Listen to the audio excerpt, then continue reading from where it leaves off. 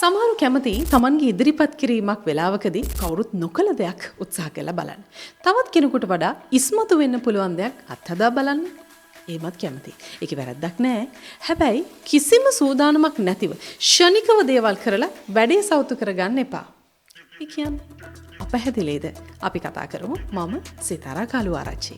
Presentation එකක් speech එකක් තියෙනකොට ඒකට ලෑස්තිලා යන්න කියලා උදේ හවා මම ඔබට සිහි කරනවනේ නේද?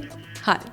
එතකොට වැඩකට ලෑස්ති වෙලා නම් ඔබ ඉන්නේ අන්තිම විනාඩි 10 තුල නොකළ යුතු දෙයක් තමයි අලුත් දේ අත්හදා බලන එක. ඇයි එහෙම කියන්නේ? අලුත් දෙයක් කරන්න හදන එක වැරදිද? ඇත්තටම වැරදි නැහැ. එහෙම කරන්න පුළුවන් නම් ඔබ අද්විතීයයි. ඒ වගේ වික්‍රමයක් අඩුතරමින් හිතලවත් බලන්න ඔයා ප්‍රසන්ටේෂන්ස් 10ක් 15ක්වත් කරලා තියෙන්න ඕනේ. හැබැයි ඒක මෙන්න මෙහෙම වෙනස් වෙනවා.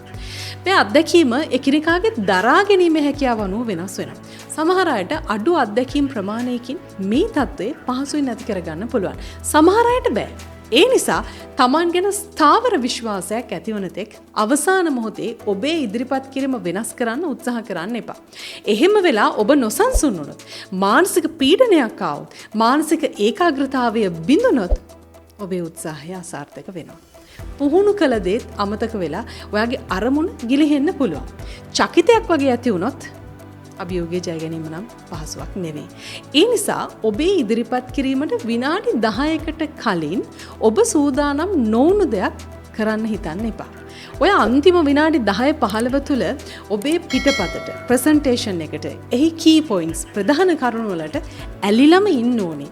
ඒවා හිතේ ධාරණය කරගනිමින් ඒ සඳහා අවධානය යොමු කිරීම යහපත්.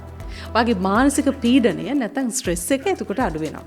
ඔබට වැරදෙන්න තියෙන ඉඩ අඩු වෙනවා. එතකොට ඔබ වෘත්තීය වේදිකෝ සාර්ථක ඉදිරිපත් කරන්නෙක් ලෙස කැපී පේනවා.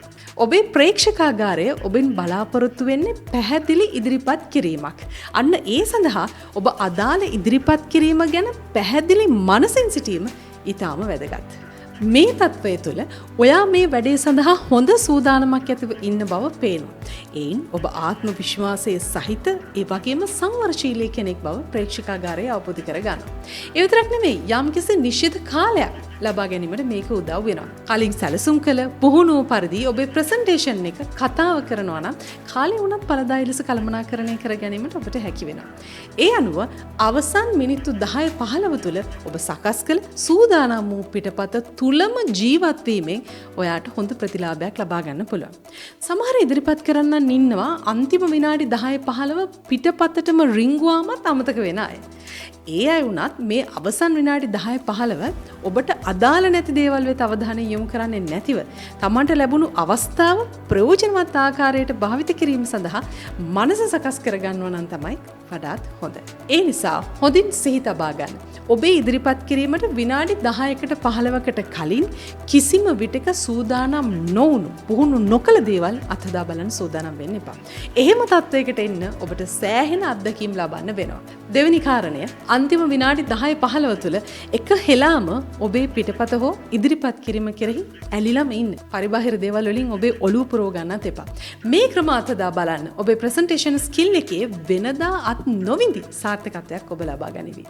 මේ වගේ ඔබේ සංනිවේදන කුසලතා දියුණු කරගෙන ජීවිතය අලුත් කරගන්න කමියුනිටි ක්‍රාෆ්ට් බයි සිතා සබ්ස්ක්‍රයිබ් කරන්න.